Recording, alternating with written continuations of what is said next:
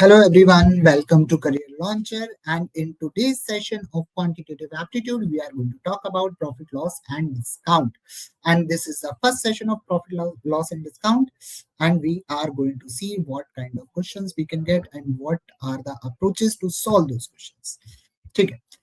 अब यहाँ पे पहला क्वेश्चन ये कह रहा है कि cost of 4 pence is equal to the selling price of 5 pence. ठीक है. अब प्रॉफिट और लॉस का परसेंट क्या होगा? ठीक है.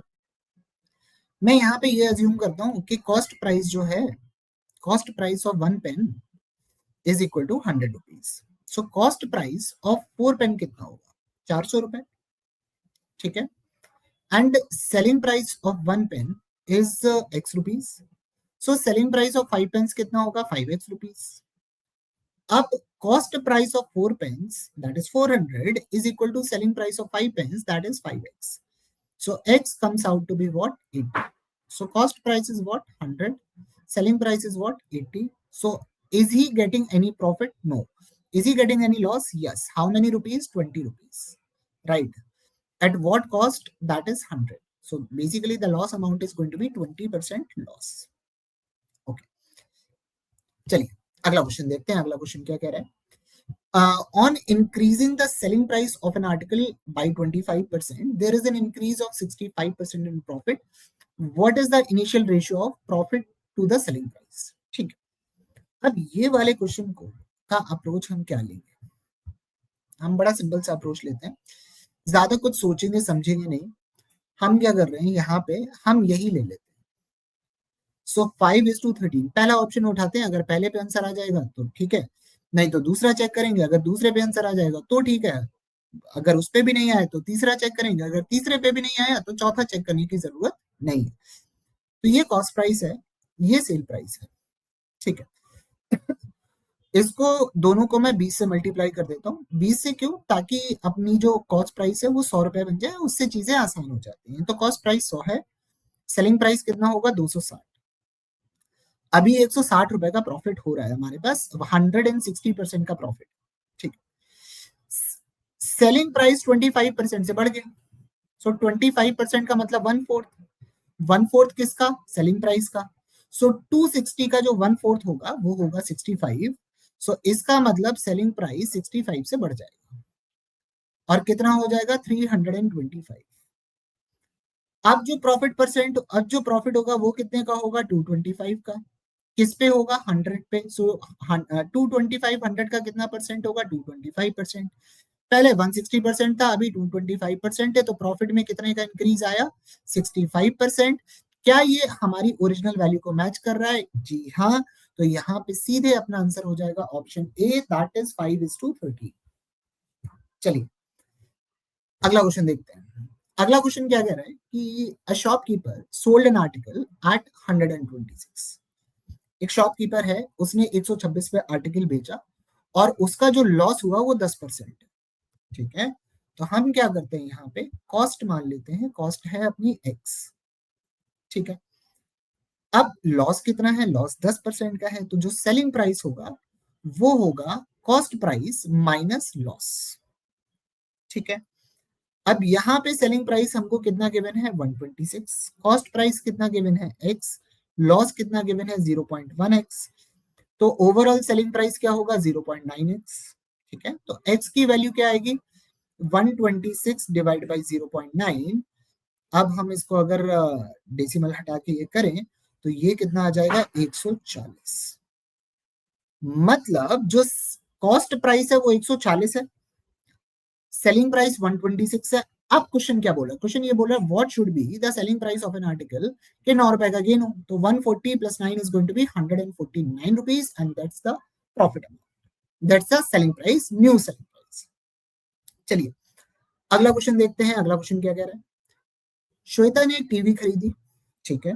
कितने पे खरीदी? 12,000 रुपए पे. उसने ललित को कितने पे बेची? ललित को बेची 25% प्रॉफिट पे. ठीक है. Due to urgent need of money Lalit ने उसको 10% लॉस पे बेच दिया. अब यहाँ पे श्वेता अगर ललित के प्राइस पे बेचती तो श्वेता को प्रॉफिट परसेंट क्या होता? अब क्वेश्चन ये है. ठीक है. अब बेसिकली इसको करने का जो तरीका है, यहाँ पे जो 12,000 गिवन है इसका कोई मतलब नहीं है. क्वेश्चन में सारी वैल्यू परसेंटेज पे है, फाइनल वैल्यू भी परसेंटेज पे है, तो मैं यहाँ पे मान लेता हूँ श्वेता ने टीवी खरीदी 100, उसने ललित को कितने पे बेची होगी, 25% प्रॉफिट, मतलब 125 पे बेची। ठीक है, ललित ने 10% के लॉस पे बेची, तो ललित ने 125 पे खरीदी, 125 का 10% क्या होगा, 12.5, उसने 12.5 के लॉस पे बेचा, मतलब कितने पे बेची, 112.5 पे। ठीक, अब जितने प्राइस पे ललित ने बेचा उतने प्राइस पे अगर श्वेता बेचती तो श्वेता का प्रॉफिट परसेंट कितना होता, that is going to be 12.5%, that is option A. So basically इस क्वेश्चन का करने का अप्रोच यही है, सिंपल, अपन निकाल लेंगे, अपन को 12,000 की कोई भी जरूरत नहीं। चलिए अगला क्वेश्चन देखते हैं। Madan Lal sold 2 cows eight 15,000 each, 2 गाय हैं, उसने मदन लाल ने दोनों को 15,000 पे बेच दिया, एक पे 25% प्रॉफिट हुआ, एक पे 25% लॉस हुआ, उसमें प्रॉफिट और लॉस ट्रांजेक्शन पूछ रहा है। ठीक है, अब इस क्वेश्चन में क्या है कि अगर 15,000 रिटोरिकल नंबर है, ठीक है, इसका कोई यूज नहीं है, हम क्या करेंगे कि इसमें एक कंसेप्ट होता है, क्या होता है कि अगर सेलिंग प्राइस सेम है, दो आर्टिकल दोनों को आप सेम प्राइस पे बेच रहे हैं, दोनों का सेलिंग प्राइस सेम है, एक पे A% प्रॉफिट हो रहा है, दूसरे पे A% लॉस हो रहा है, तो ओवरऑल जो होगा वो आपको लॉस होगा, और वो कितना होगा, वो होगा A² अपॉन 100 का लॉस होगा।